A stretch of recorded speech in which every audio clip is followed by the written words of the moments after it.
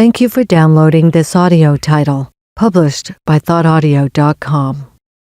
An Occurrence at Owl Creek Bridge, written by Ambrose Bierce, narrated by Michael Scott, produced by thoughtaudio.com. Chapter 1. A man stood upon a railroad bridge in northern Alabama, looking down into the swift water 20 feet below. The man's hands were behind his back, the wrist bound with a cord. A rope closely encircled his neck. It was attached to a stout cross timber above his head, and the slack fell to the level of his knees.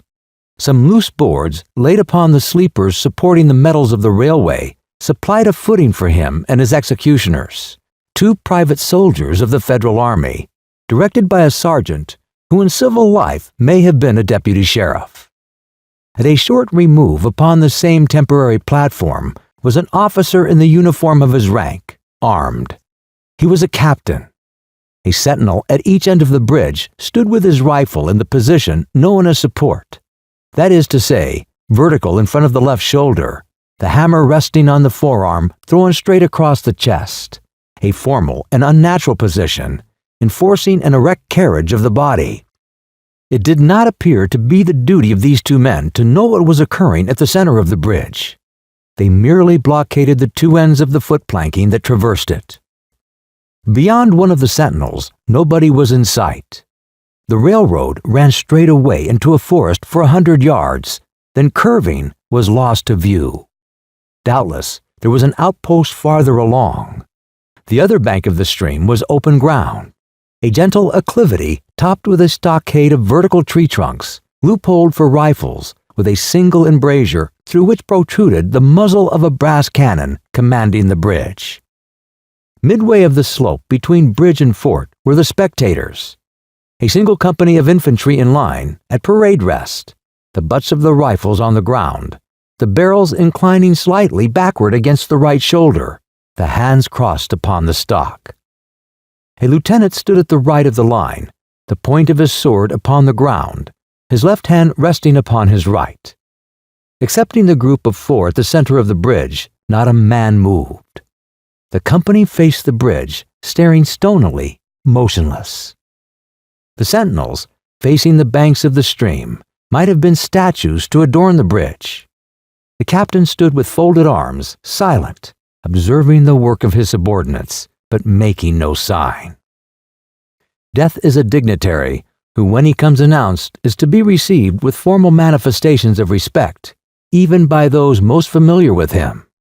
In the code of military etiquette, silence and fixity are forms of deference. The man who was engaged in being hanged was apparently about 35 years of age. He was a civilian, if one might judge from his habit, which was that of a planter. His features were good, a straight nose, firm mouth, broad forehead, from which his long dark hair was combed straight back, falling behind his ears to the collar of his well-fitting frock coat. He wore a mustache and pointed beard, but no whiskers. His eyes were large and dark gray, and had a kindly expression which one would hardly have expected in one whose neck was in the hemp. Evidently, this was no vulgar assassin. The liberal military code makes provisions for hanging many kinds of persons, and gentlemen were not excluded. The preparations being complete, the 2 private soldiers stepped aside, and each drew away the plank upon which he had been standing. Assassin. The liberal military code makes provisions for hanging many kinds of persons, and gentlemen were not excluded. The preparations being complete, the 2 private soldiers stepped aside, and each drew away the plank upon which he had been standing. The sergeant turned to the captain, saluted, and placed himself immediately behind that officer, who in turn moved apart 1 pace. These movements left the condemned man and the sergeant standing on the 2 ends of the same plank, which spanned 3 of the crosties of the bridge. The end upon which the civilian stood almost, but not quite, reached a 4th. This plank had been held in place by the weight of the captain.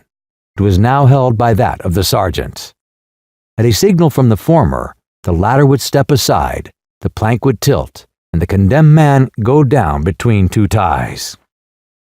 The arrangement commended itself to his judgment as simple and effective, His face had not been covered, nor his eyes bandaged. He looked a moment at his unsteadfast footing, then let his gaze wander to the swirling water of the stream, racing madly beneath his feet. A piece of dancing driftwood caught his attention, and his eyes followed it down the current. How slowly it appeared to move. What a sluggish stream. He closed his eyes in order to fix his last thoughts upon his wife and children. The water, touched to gold by the early sun, the brooding mist under the banks at some distance down the stream, the fort, the soldiers, the piece of drift, all had distracted him. And now he became conscious of a new disturbance. Striking through the thought of his dear ones was a sound which he could neither ignore nor understand. A sharp, distinct, metallic percussion like the stroke of a blacksmith's hammer upon the anvil. It had the same ringing quality. He wondered what it was, and whether immeasurably distant or nearby. It seemed both. Its recurrence was regular, but as slow as the tolling of a death knell. He awaited each stroke with impatience, and he knew not why, apprehension. The intervals of silence grew progressively longer. The delays became maddening. With their greater infrequency, the sounds increased in strength and sharpness. They hurt his ear like the thrust of a knife. He feared he would shriek. What he heard was the ticking of his watch. He unclosed his eyes and saw again the water below him. If I could free my hands, he thought, I might throw off the noose and spring into the stream. By diving, I could evade the bullets and, swimming vigorously, reach the bank, take to the woods, and get away home. My home, thank God, is as yet outside their lines. My wife and little ones are still beyond the invaders' farthest advance. As these thoughts, which have here to be set down in words, were flashed into the doomed man's brain, rather than evolve from it, the captain nodded to the sergeant. The sergeant stepped aside. Chapter 2. Peyton Farquhar was a well-to-do planter of an old and highly respected Alabama family. Being a slave owner, and like other slave owners, a politician, he was naturally an original secessionist and ardently devoted to the Southern cause. Circumstances of an imperious nature, which it is unnecessary to relate here, had prevented him from taking service with the gallant army that had fought the disastrous campaigns ending with the fall of Corinth. And he chafed under the inglorious restraint, longing for the release of his energies, the larger life of the soldier, the opportunity for distinction. Perform in aid of the South, no adventure too perilous for him to undertake if consistent with the character of a civilian who was at heart a soldier, and who in good faith and without too much qualification assented to at least a part of the frankly villainous dictum that all is fair in love and war. One evening, while Farquhar and his wife were sitting on a rustic bench near the entrance to his grounds, a gray-clad soldier rode up to the gate and asked for a drink of water. Mrs. Farquhar was only too happy to serve him with her own white hands. While she was fetching the water, her husband approached the dusty horseman and inquired eagerly for the news from the front. "The Yanks are repairing the railroad," said the man, "and are getting ready for another advance. They have reached the Owl Creek Bridge, put it in order, and built a stockade on the north bank. The commandant had issued an order, which is posted everywhere, declaring that any civilian caught interfering with the railroad, its bridges, tunnels, or trains will be summarily hanged. I saw the order." "How far is it to the Owl Creek Bridge?" Farquhar asked. "About 30 miles.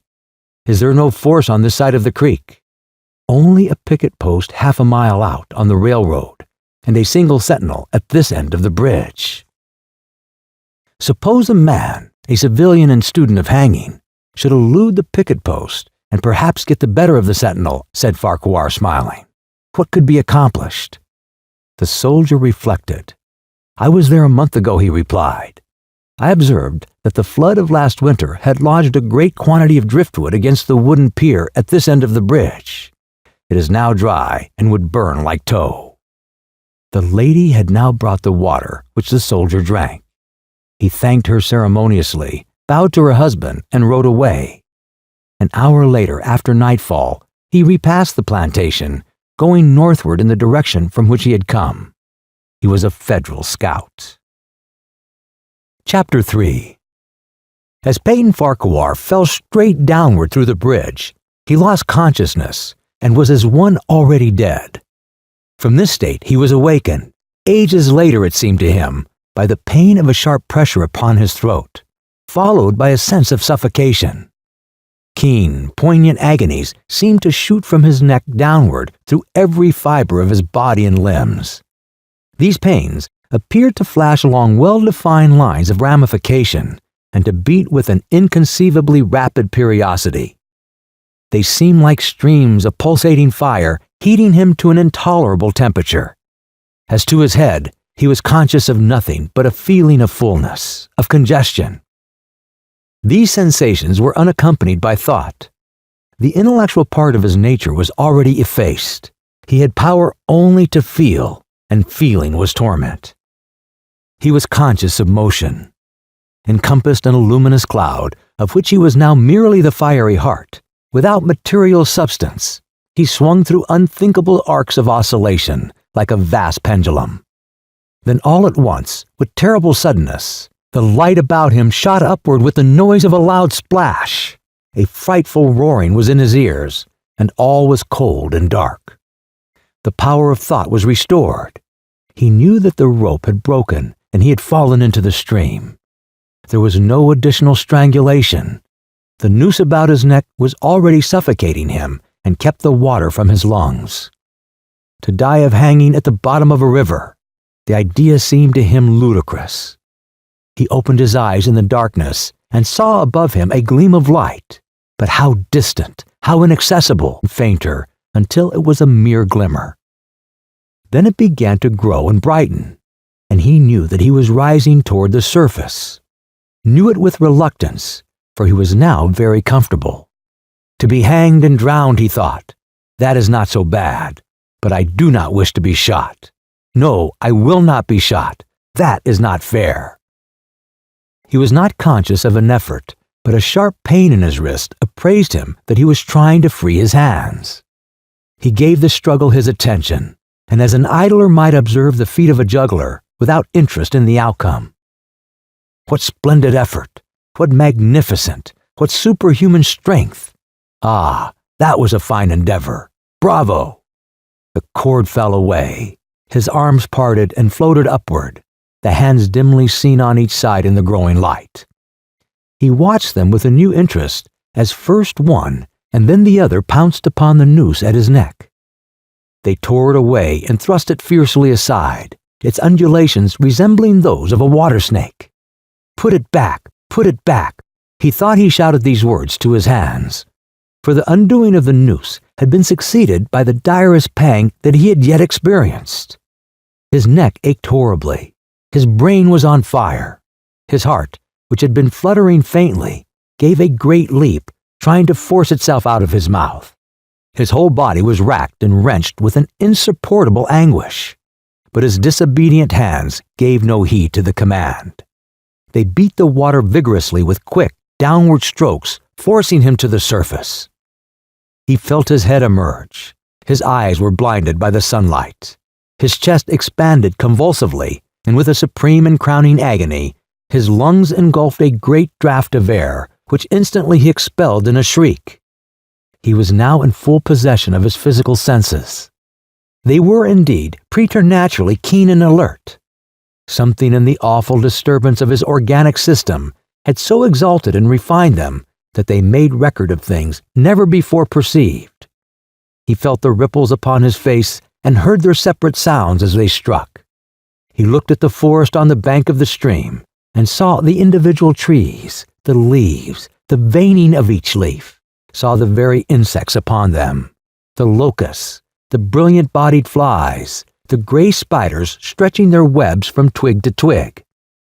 He noted the prismatic colors in all the dewdrops upon a million blades of grass, the humming of the gnats that danced above the eddies of the stream, the beating of the dragonfly's wings, the strokes of the water spider's legs, like oars which had lifted their boat. All these made audible music. A fish slid along beneath his eyes, and he heard the rush of its body parting the water. He had come to the surface, facing down the stream. In a moment, the visible world seemed to wheel slowly round, himself the pivotal point, and he saw the bridge, the fort, the soldiers upon the bridge, the captain, the sergeant, the two privates, his executioners. They were in silhouette against the blue sky. They shouted and gesticulated, pointing at him. The captain had drawn his pistol, but did not fire. The others were unarmed. Their movements were grotesque and horrible, their forms gigantic. Suddenly, he heard a sharp report, and something struck the water smartly within a few inches of his head, spattering his face with spray. He heard a second report, and saw one of the sentinels with his rifle at his shoulder, a light cloud of blue smoke rising from the muzzle. The man in the water saw the eye of the man on the bridge gazing into his gray eye, and remembered having read that gray eyes were keenest, and that all famous marksmen had them. Nevertheless, this one had missed. A counter-swirl had caught Farquhar and turned him half round. He was again looking into the forest on the bank opposite the fort. The sound of a clear, high voice in monotonous sing-song now rang out behind him and came across the water with a distinctness that pierced and subdued all other sounds, even the beating of the ripples in his ears.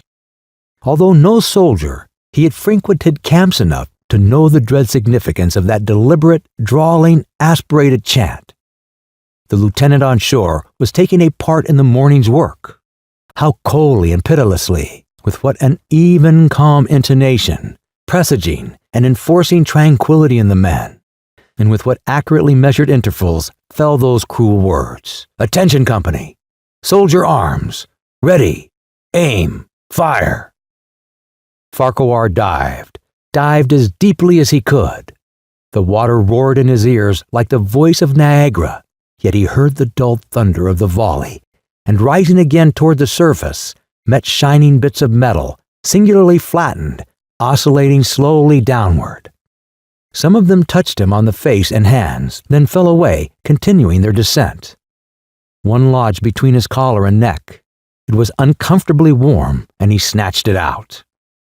As he rose to the surface, gasping for breath, he saw that he had been a long time under water. He was perceptibly farther downstream, nearer to safety. The soldiers had almost finished reloading. The metal ramrods flashed all at once in the sunshine as they were drawn from the barrels, turned in the air, and thrust into their sockets. The two sentinels fired again, independently and ineffectually. The hunted man saw all this over his shoulder. He was now swimming vigorously with the current. His brain was as energetic as his arms and legs. He thought with the rapidity of lightning. The officer, he reasoned, will not make that marionette's error a second time. It is as easy to dodge a volley as a single shot. He has probably already given the command to fire at will. God help me, I cannot dodge them all. An appalling splash within 2 yards of him was followed by a loud rushing sound, diminuendo, which seemed to travel back through the air to the fort and died in an explosion which stirred the very river to its depths. A rising sheet of water curved over him, fell down upon him, blinded him, strangled him. The cannon had taken a hand in the game. As he shook his head free from the commotion of the smitten water, he heard the deflected shot humming through the air ahead, and in an instant it was cracking and smashing the branches in the forest beyond. They will not do that again, he thought. The next time they will use a charge of grape. I must keep my eye upon the gun. The smoke will apprise me. The report arrives too late. It lags behind the missile. That is a good gun. Suddenly, he felt himself whirled round and round, spinning like a top. The water, the banks, the forest, the now distant bridge, fort, and men were all commingled and blurred.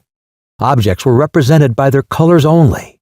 Circular horizontal streaks of color, that was all he saw. He had been caught in a vortex and was being whirled on with a velocity of advance and gyration that made him giddy and sick.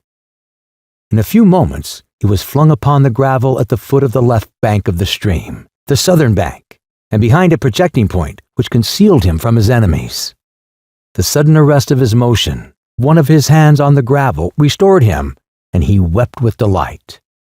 He dug his fingers into the sand, threw it over himself in handfuls, and audibly blessed it. It looked like diamonds, rubies, emeralds. He could think of nothing beautiful which it did not resemble. The trees upon the bank were giant garden plants. He noted a definite order in their arrangement, inhaled the fragrance of their blooms. A strange roseate light shone through the spaces among their trunks, and the wind made in their branches the music of aeolian harps. He had no wish to perfect his escape, was content to remain in that enchanting spot until retaken. A whiz and rattle of grape shot among the branches high above his head roused him from his dream. The baffled cannoneer had fired him a random farewell. He sprang to his feet, rushed up the sloping bank, and plunged into the forest. All that day he traveled, laying his course by the rounding sun. The forest seemed interminable. Nowhere did he discover a break in it, not even a woodsman's road. He had not known that he lived in so wild a region. There was something uncanny in the revelation. By nightfall he was fatigued, footsore, famished. The thought of his wife and children urged him on. At last he found a road which led him in what he knew to be the right direction. It was as wide and straight as a city street, yet it seemed untraveled. No field bordered it, no dwelling anywhere. Not so much as the barking of a dog suggested human habitation. The black bodies of the trees formed a straight wall on both sides, terminating on the horizon in a point, like a diagram in a lesson in perspective. Overhead, as he looked up through this rift in the wood, shone great golden stars, looking unfamiliar and grouped in strange constellations. He was sure they were arranged in some order which had a secret and malign significance. The wood on either side was full of singular noises, among which, once, twice, and again, he distinctly heard whispers in an unknown tongue. His neck was in pain, and lifting his hand to it, he found it horribly swollen. He knew that it had a circle of black where the rope had bruised it. His eyes felt congested. He could no longer close them. His tongue was swollen with thirst. He relieved its fever by thrusting it forward from between his teeth into the cold air. How softly the turf had carpeted the untraveled avenue. He could no longer feel the roadway beneath his feet. Doubtless, despite his suffering, he had fallen asleep while walking, for now he sees another scene. Perhaps he has merely recovered from a delirium. He stands at the gate of his own home. All is as he left it, and all bright and beautiful in the morning sunshine. He must have traveled the entire night. As he pushes open the gate and passes up the wide white walk, he sees a flutter of female garments. His wife, looking fresh and cool and sweet, steps down from the veranda to meet him. At the bottom of the steps, she stands waiting, with a smile of ineffable joy, an attitude of matchless grace and dignity. Ah, how beautiful she is! He springs forward with extended arms.